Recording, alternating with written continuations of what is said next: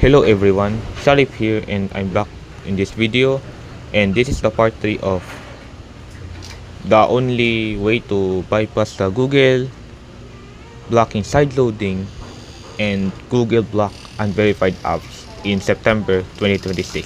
So I'm gonna show you in LSpot. So I'm gonna click this,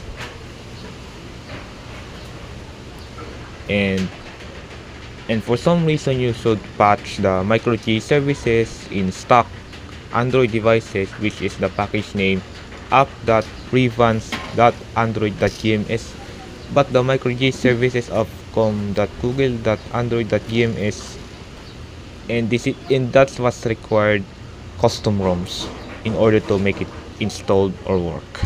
So this is it, the microG services, the app.revance.android.gms, which embed modules in this one, fake G apps.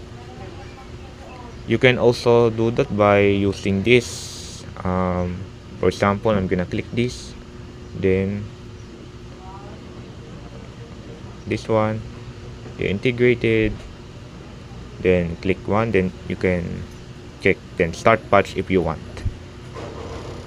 So that's all guys, thank you guys and see you there soon.